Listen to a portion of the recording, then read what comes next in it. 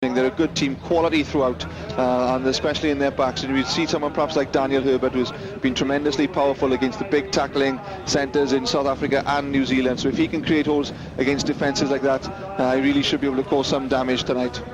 How much of a difference do you feel it has made to Australia to secure that victory at Stadium Australia against New Zealand, and that was their last match before the World Cup? That's going to give them tremendous confidence, the fact that they've beaten a very good New Zealand team at home, taken the Bledisloe Cup in the process, and that's obviously going to put them in a good spirit when they come to the World Cup. A very confident, inspired team. The Romanians on this beautiful Ravenhill sward. The Romanians beat Scotland in 84 and 91, Wales in 83 and 88, and France in 82 and 90. But really the collapse of communism and the lack of state sponsorship then affected their rise as a rugby power. They lost 53-35 to Ireland in the World Cup qualifying. They struggled to beat Georgia, and perhaps the highlight for them in their World Cup history was a 21-8 defeat to the eventual world champions in South Africa in 1995. There he is, George Gregan, the vice-captain, born in Zambia, and there's the captain, John Eales, back in this side, out for a long time with a shoulder injury. George Gregan, scratch golfer, they tell me. They've been staying in the Portmarnock Hotel in Dublin, enjoying a bit of golf on the links. But this man, Gwyn Jones, very much the talisman of this Australian side. Absolutely, and it's a great for Australia to have him back. They call him Nobody because nobody's perfect, and that's what they think of him. The brilliant kicker of the ball, takes conversions and penalties from all over the field, and he can do everything. Pretty powerful bench. There's Owen Finnegan, who actually is the proud holder of an Irish passport. His father's from Cork and his mother's from Meath, and I know he had 6 tickets for the All-Ireland football final, Gaelic football final, and then the Australian management called an extra training session. He wasn't too happy. But the World Cup comes first. Australia's fair. It is an interesting point to look at the strength of the Australian bench when you've got people like Nathan Gray and even Joe Roff, who's been fantastic over the last 2 or 3 years playing in Super 12 rugby, been very dominant on the wing, can't now get in the team. Maybe he's suffering a little lack of form, but it's amazing to think that he can't get in the team. He'd probably walk into almost any other, certainly most Northern Hemisphere teams.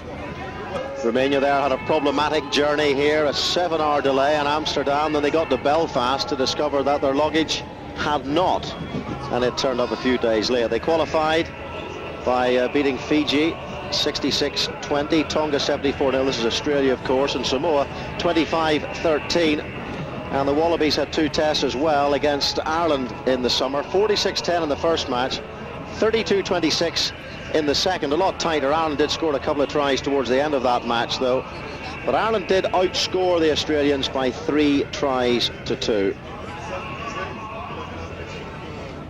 Then Australia won the centenary test against England 22-15 in Stadium Australia. Began that Tri-Nation series with a 32-6 win over South Africa in Brisbane. Then they lost that match 34-15 to the All Blacks. Then by 1 point in South Africa before finishing on that high, beating the All Blacks 28-7 in front of a record crowd for a Rugby Union International. 107,000 people at the Stadium of Australia when David Wilson was the captain. Captain Gintiniak trying to build his men up before the kick-off in this game, and I suppose they could take some store if they watched it this afternoon, Gwyn, from the committed performance and the tremendous defensively tactical performance of Tonga this afternoon. Yes, everyone got stuck in. They put the so-called favourites under pressure, and they caused them in their first match to look a little unsure.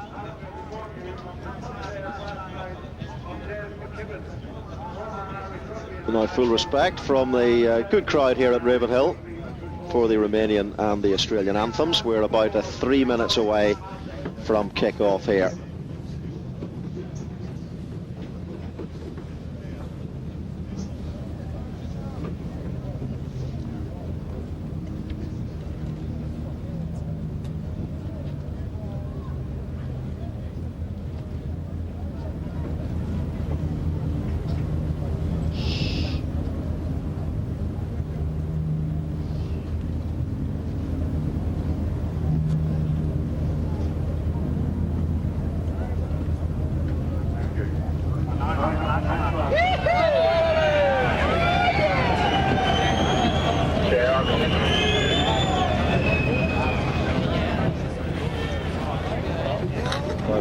Respecting a minute's silence for Des McKibben, the president of the IRFU, former president, who sadly passed away yesterday, member of that great Irish rugby family.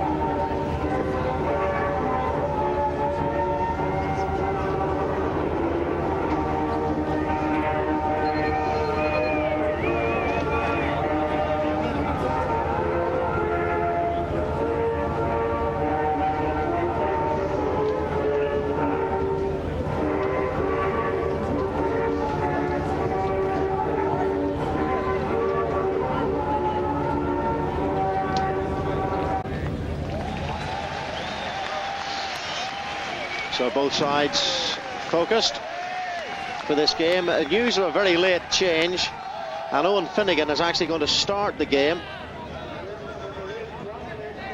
And Mark Connors, who played so well against the All Blacks in Stadium Australia, is now on the bench. So there's Owen Finnegan, line side wing forward. David Wilson on the open side, and to say look out for Kefu. And they look very strong in all areas. Matt Burke there in the centre of the screen, back to full fitness. He suffered a pretty serious shoulder injury, but he's back. And Daniel Herbert is very much a matured centre these days, alongside Tim Horan in the midfield. Look out for Villarreal if he gets the ball, attacking from full back, comes into the line very well. And George Solomé, the experienced and pacey left winger. And they've also got a couple of battering rams in midfield. Very experienced half-backs in Mitu and Vuzek.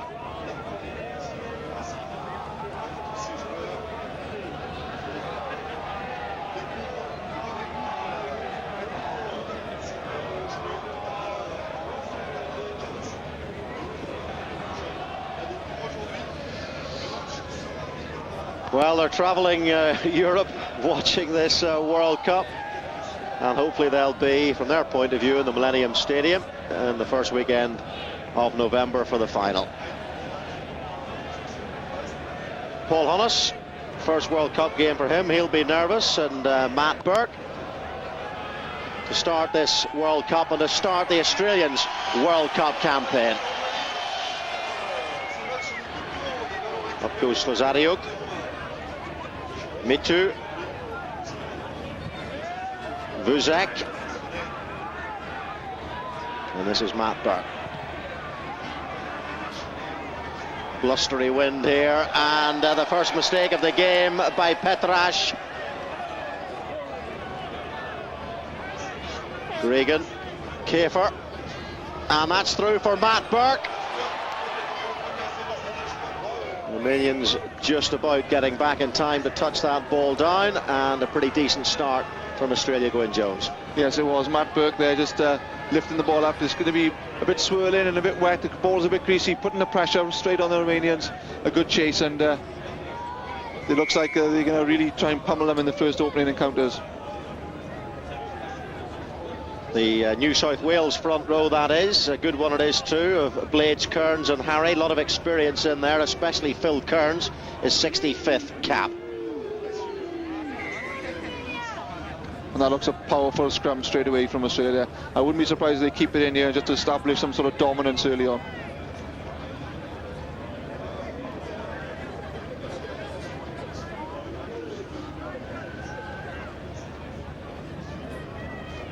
Kefu at number 8. George Gregan to the tugboat, as he's known, and Tim Horan is in for the first Australian try, and that's just the start they wanted to the World Cup. And really, it was very comfortable and very easy for the Wallabies there. Yeah, well, perhaps Romania were thinking the ball was going to stay in the scrum, and they attacked left, but it looked a little bit too simple. Just a very easy run in for Horan. Came from just went left.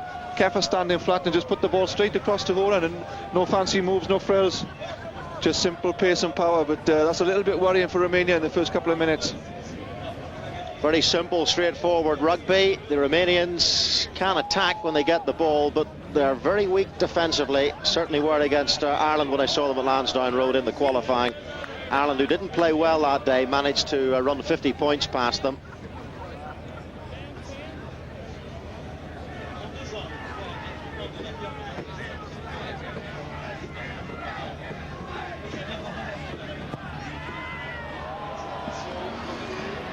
Not like Matt Burke. So there's one thing going about the Australian side and New Zealand with Mertens and Burke. They have two world-class kickers. South Africa, though, might struggle just a little bit in that area. I think they will, because we've seen how good important kickers have been in World Cups, but you know, they certainly do need a kicker in the Australian team. The South African team. Lucien Vuzek with the restart. Up goes Brinza. That's Septar. Me too. And they're using Slezadiuk, the experienced thundering second row forward. Been around for a while, Slezadiuk. Vuzek. That's a good effort.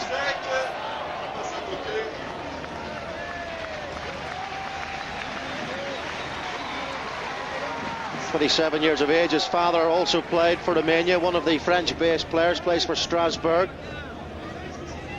And a good attempt early on. Be nice for Romania to get themselves on the board. Bit of confidence. Good drop goal attempt, but unfortunately just slide in left. So Burke with the restart. Son.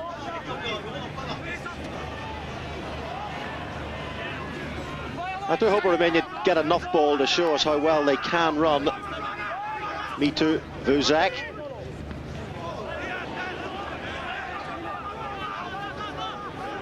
Solomie.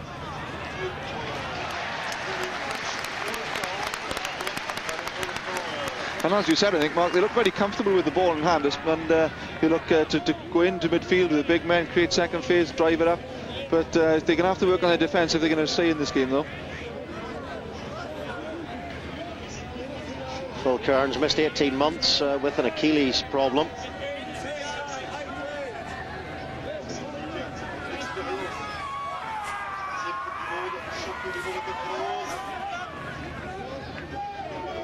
Finnegan. Kefu did well to bring him down there. He's a great runner with ball in hand. Rod Kafer, known as the tugboat, not surprisingly, because of his shape. Viorianu.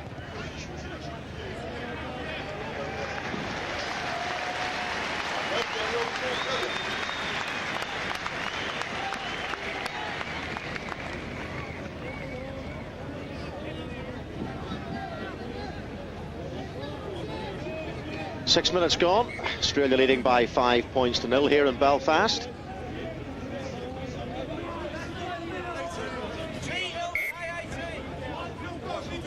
Definitely a stickler for the spacing. Phil Kearns to John Eales at the front this time. How often does that? We've seen that before in international rugby. Slozariuk penalised there.